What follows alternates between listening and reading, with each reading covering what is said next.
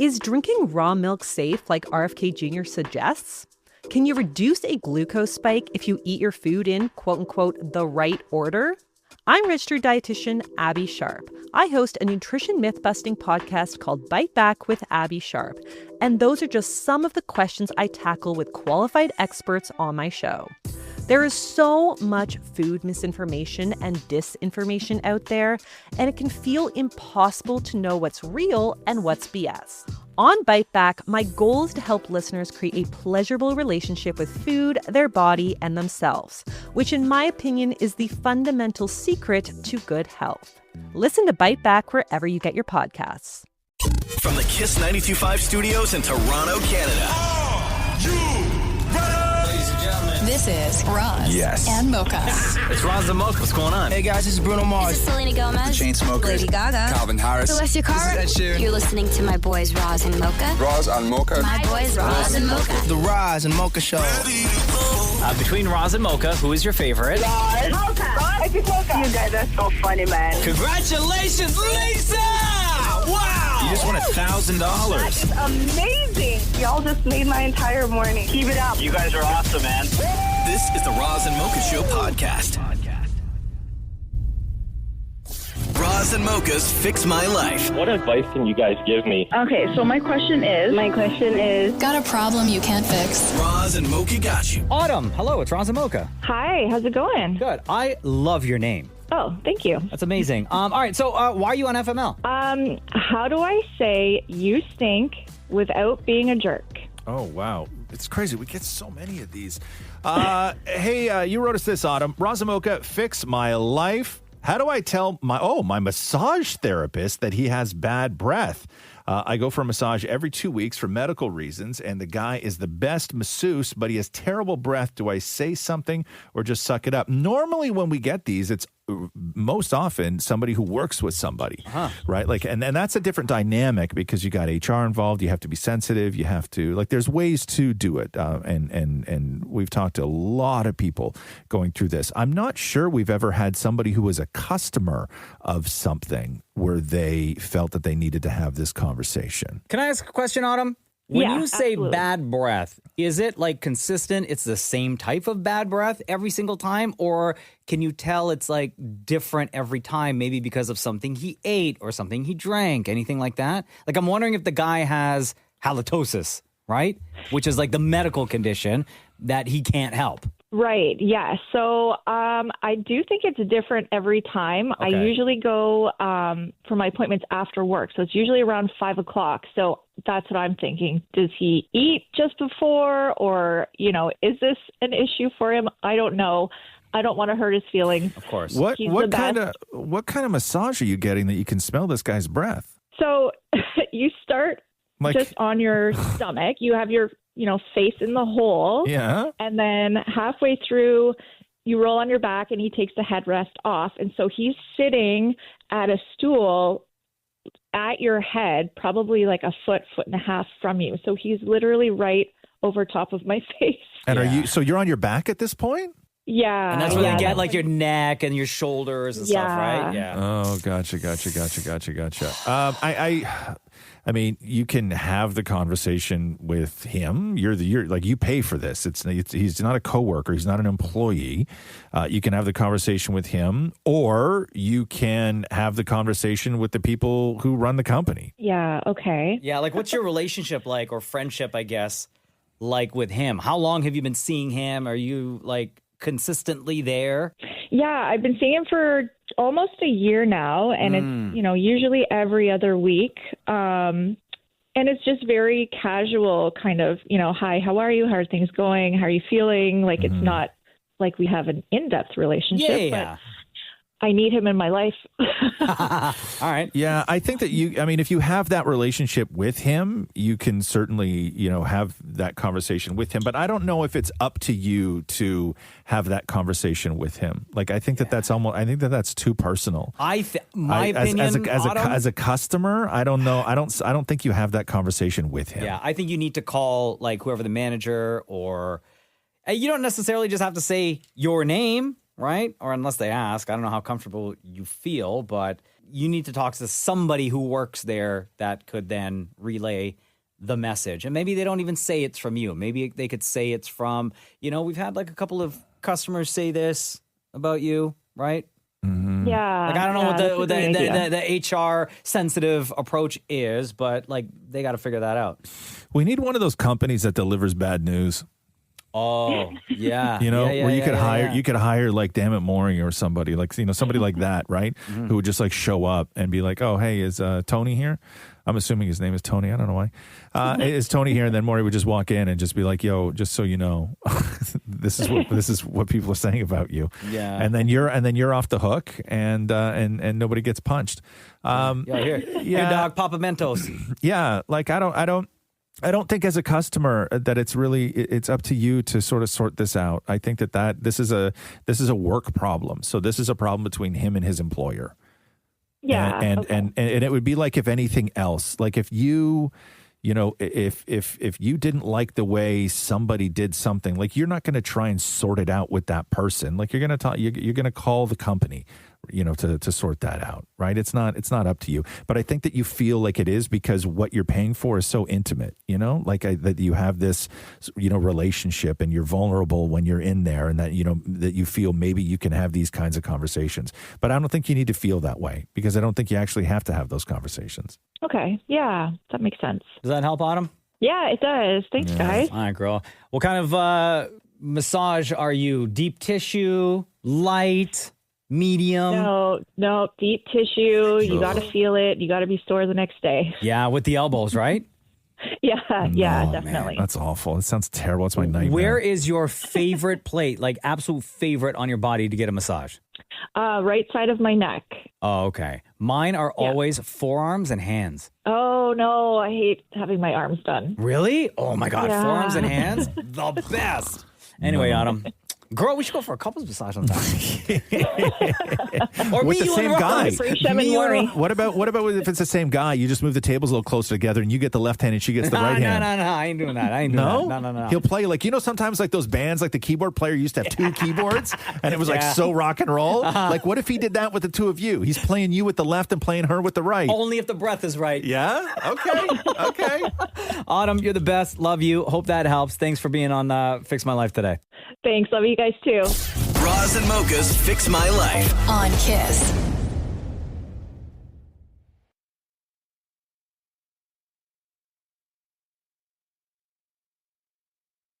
Roz and Mocha's Fix My Life Update. James, what's up, man? It's Roz and Mocha. Morning, guys. How's it going? Good. Yo, we just talked to you less than a month ago. Yeah. The conversation didn't go as planned. Oh, okay. Hold on here. So let me just remind people what happened. So you wrote us this, James. You said, my parents separated after 30 years of a toxic relationship. Since 2018, 2019, I financially supported them, including during the pandemic. My dad and I are close. I didn't take sides, but my mom and siblings shunned me for talking to him. You went on to say, my dad quickly moved on with another partner, and now they're planning a wedding and buying a house together. He promised to repay the thousands I contributed, but hasn't mentioned it. His girlfriend says they're doing well financially, and they're making plans like getting a puppy and buying a house. I'm happy for my dad, but I'm also wondering if I should ask him to repay me or just accept the loss. And remind us again, how much money were we talking here?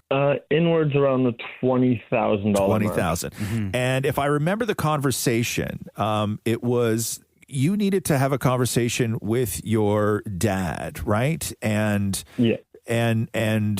maybe involve even like his new girlfriend, right? Because your dad didn't tell his girl that he had borrowed money, let alone how much money he had borrowed from you, right? Yeah, it was more like my son helps me a lot. Yeah, right. And I think our suggestion was because if she's going to marry this guy, she's going to inherit all that debt, and she needs to know the financials of everything. And our suggestion was that you need to talk to both of them to break it all down and say, here's how much like I was giving a month. Here's what the grand total is. Like, let's work out on a payment plan so you could actually pay me back because I need this money. So you had the conversation with who? With both of them or just your dad? So I had the conversation with my dad. It started out, just we should, we need to talk about this. And from one thing led to another, and it's the wrong time. You know, I'm getting started out. I'm starting over again, and I brought up the wedding thing and how he wasn't the one that told me about it. She told me about it, and he told me that I wasn't ready to hear something like that yet.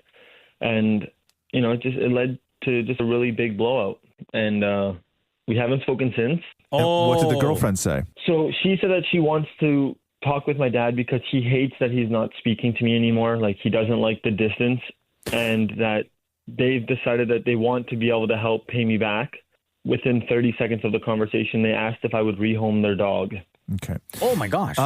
What is the rationale for your dad blowing up? Like, how did he justify that? Well, because I'm at an age where I call it as I see it, and you're doing a lot in your life, and I'm happy for him. I am, but at the same time, when life was hard, I was there, and now life is getting easy, and I'm on the back burner, and there's some things that need to be paid forward. So no, but when your dad freaked out, like, what did he freak out over? Like, he didn't understand why you want your money back? He was more upset that I'm like calling him out and not seeing his point of view. But what's his point of view other than the fact that he's buying a house, getting married, planning a wedding, and he owes you $20,000? Exactly where my point is am I being overlooked? Like, am I overthinking it? No, the man owes you $20,000. No. Like, that should be, as a dad, that should be his like top priority. Like, I got to pay my son back, who helped me out when times were tough during the pandemic, and who, you know, helped me out even after that.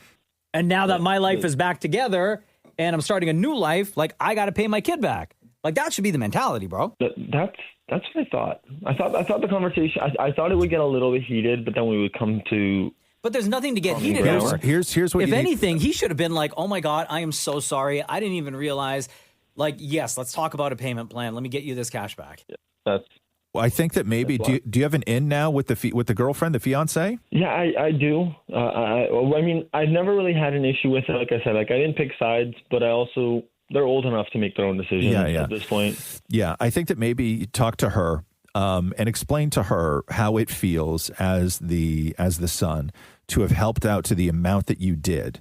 And then, you know, sit there and listen to them talking about planning a wedding when you've always thought in a situation like this that your dad should, at that point when big financial decisions are being made between him and his new girl, he should say, nothing happens, no house, no wedding, no dog, no life, no vacations until I pay my kid back.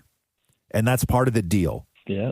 I think honestly, the next best bet is going to have her face to face with the conversation. Yeah, get her on your side. Yeah, it definitely did not go anywhere near as planned. No. And when you talk to her, why don't you have like a payment plan set out, right? Like, have it on paper and say, here's what I think is fair. Here's a grand total. Here's what you owe me every single month. No interest. And here's what I expect. And this is what, again, this is what I think is fair. Yeah, I think that's the best bet. Right, but plan it out, dude. Like, have all of that information ready to go, like on paper, print it out so they can see it. Okay. Yeah. Yeah, I'd get her on your side. She sounds like she's a little bit more reasonable. Awesome. Thanks, guys. Really quick, what about your mom and your siblings? When we talked to you like 3 weeks ago, you said that they had shunned you for talking to your dad and helping him out. Still have not spoken to any of them. No. Wow. Damn, bro. No. Yeah. All right. No, it's a very, very dysfunctional situation, and people have chosen to go with their own directions, and mine's the where's my money direction. Yeah, get that cash, bro. I'm sorry you're going through that, James. No worries, guys. Thank you so much for hearing me out again. No, of course. Always got you. Take care. Amazing. Take care, guys. Roz and Mocha's Fix My Life. Update. Alexis. Hi, good morning. Oh my God, I'm so excited to talk to you. So we got back-to-back FML updates this week, and I don't know if this has ever happened before, but we talked to you in May of 2022. Yes. And then we did an FML update with you in March of 2023. Yes. And now we have an update to the update in 2025. I think you might be our first three-peat. I think so. And it's interesting that it all happens in the spring. Yeah, I'm so honored. Yeah, it's been really exciting. Okay, let me just try and recap people real quick here. So you were in a long-term relationship years ago. right? and you guys split, and you were hurting, and you needed to take some time. But the problem is that you have this family, all your Indian aunts, who were keep pressuring you to be like, yo, at your age, you need to be married, you need to be having kids. And then you were like, yo, we don't live in India, things work differently here. And the pressure was real, right? And so we had told you, listen, you got to take the time you need. You got to tell the aunties to just sort of like sit in the corner, chill for a bit, and, you know, let you do you. Then we talked to you again, and you actually sounded great. You had the conversation with the aunts to tell them to stop trying to arrange a husband for you. You actually found a new guy, and things were going somewhat okay? Yeah, they were going amazing. Yeah. Okay, so what happened? Well, we had been dating for 2 years. This February was 2 years, but he proposed to me in November of last year. Yo, that is amazing news. Yeah. So we're getting married next year in May. Wow. Okay. Girl. And now, I know we asked you this the last time, but has he met your overbearing family yet? He has. Okay. He loves them just as much as I do. Oh, okay. You say that with a wink. And is he an Indian guy? He is. Okay, yeah. so the aunties are happy? They're very happy. Okay, Yeah. okay. Now, when now you're in like what, full wedding planning mode? We are, yeah. We're headed to India in November. You're of this actually year. doing it in India? No. Oh, God, no. Oh, okay. What are you going to India for? Just like to kick it? Wedding shopping, because it's too expensive here to get everything we need. Gotcha. Yeah, So, Alexis, does this mean then we are just knowing your history, especially with your family?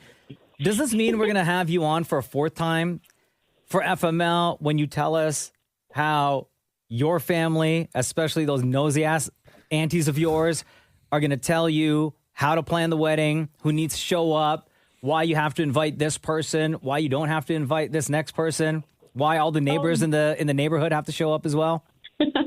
Absolutely. It's already really hard. I'm already getting those conversations. What's the number? Like, what are you at so far as the number of guests? Can I guess? Yes. Go ahead. Like 425. Oh, God, no. Way more than that. Oh, my God. Girl, you're going to have to go to India for that wedding. What's the number? What's the number so far?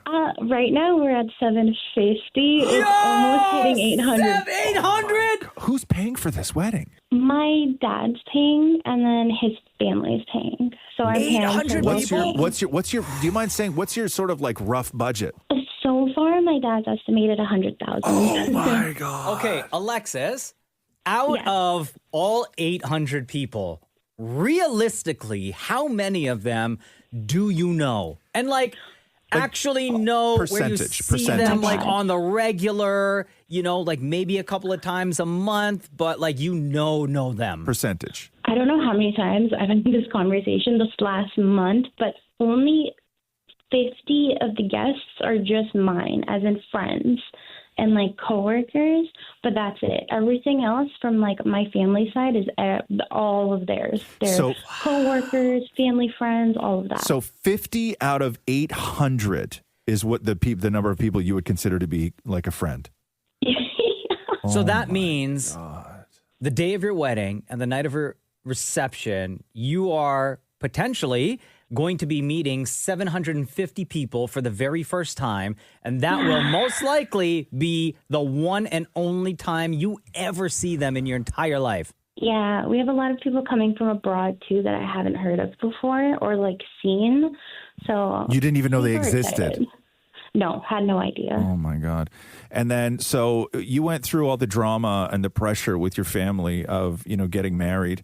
Now you're dealing with the wedding. How soon after that does the pressure to have a kid start for you from your family? Oh, my God, they're already talking They about are, it. yeah. I've been, like, the first year in. I said no, like, I want to enjoy my first year of marriage at least. Yeah. And then maybe we'll think about it after. Yeah. Okay. Well, this is a fantastic update. When you first called us, you were a heartbroken, devastated young woman.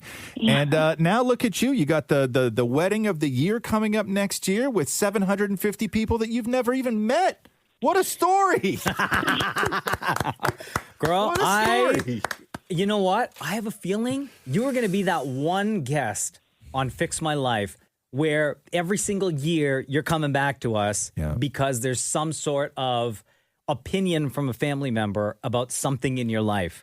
I feel like the next time we talk to you, it is going to be, once again, about kids. Oh, maybe, probably. And then the time after that, it's going to be about how to raise your kid and your frustration, not only with your family, but maybe with his family, your soon-to-be husband's family, on everything that everyone else is telling you on how to raise that child. Oh, not looking forward to it.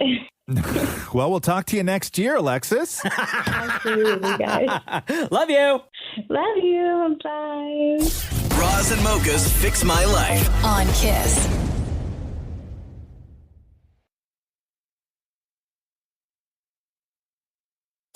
Roz and Mocha's Fix My Life. What advice can you guys give me? Okay, so my question is... Got a problem you can't fix? Roz and Mocha got you. Aries, it's Roz and Mocha. How do I finally come clean to my parents without making things worse? Oh, Aries coming in hot. Aries Euro says, hey, Roz and Mocha, Fix My Life. I used to own a condo, but lost it during the pandemic. My parents don't know. I've been too scared to tell them because they can be very judgmental, and I'm afraid they'll see me as a failure. Shortly after, my younger brother passed away. I handled everything, identifying his body, planning the funeral, because my parents couldn't. I hadn't had time to grieve, and now I think it's finally hitting me. I want to be honest with my parents about the condo, but I worry it'll add to their trauma. At the same time, hiding it is really weighing on me. Should I tell them? Why did you lose your condo during the pandemic? What happened? It was just too much for me to keep. It's too expensive. It's getting higher, and I can't keep it anymore. So you sold it? Yes, I sold it. Okay. So are you living somewhere else now, or are you back in with your folks? I'm living somewhere else now. I can't tell them that I sold it. No. Okay. Why can't you tell them that you sold it? It's because my parents actually gave me some money for a down payment for it. Gotcha. Yeah, and when I sold the condo, I didn't get much back. The original agreement that you had with your parents when they gave you money to buy the condo, was there any sort of agreement that said if you ever sell it, we get our money back that we used to help you? Yeah. My mom actually gave me a hint saying that, so what were you going to give us back like this amount of money if you sell the condo someday? And you said. And you said, I'm like, okay, but then you know that like the money that they gave me, I actually earned it. How much did they give you? Like $35,000. Okay, oof. That's a lot of money. So, and wait, how long ago was this then? 2020? Back in 2018, I think, and then I sold it like 2 years ago. And how much did you make on it when you sold it? I made like around like 100. And why didn't you pay your parents back the 35? I paid up some of my debts, and then I had like to use the money for like to restart. What was your biggest debt? I'm guessing the $35,000 from your parents. Oh yeah, like my biggest debt was like $25,000. But no, your biggest debt was 35, the one from your parents. Yes, that one. Yeah. Are you renting or did you buy? I am renting right now. Oh, okay. Yeah. So during all of that time, did you not factor in that you owe your parents $35,000 and start putting money aside to be able to pay them back? No. Yeah, no, I think that you're even the way you're wrapping your head around all of this is wrong. I think that, even just saying, how do I come clean and tell my parents that I had to sell, that I lost my condo during the pandemic, that's not your issue. Your issue is, how do I tell my parents that I can't pay them back the $35,000 I borrowed? Well, I know that they will understand that part. That because it was my money to begin with, because I was saving that money and then I set it aside. But then in the end, they told me that, you have to pay us back. So I'm like, I don't think I have to pay that back because that was my money to begin with. Clarify, what do you mean it was your money to begin with, that they gave you that money that you have to pay them back? So I was saving that money. They were holding that money for me for down payment for the condo. And then when I finally bought the condo, they said, you have to give that back to us. Right. So that was like, okay, that's weird. Yeah. But it was your money? Like you work for that money and you set that money aside and they controlled it? Like they held on to it for you? Yes. Why are they setting aside your money? Because they didn't trust me with my financing. Wise. Because, like, spend money. Yeah, they're smart people. God, girl. So I don't understand. Like, okay, you need to have this conversation with your parents. Yeah, you seem like you have a problem with the truth, is what it seems like, Aries.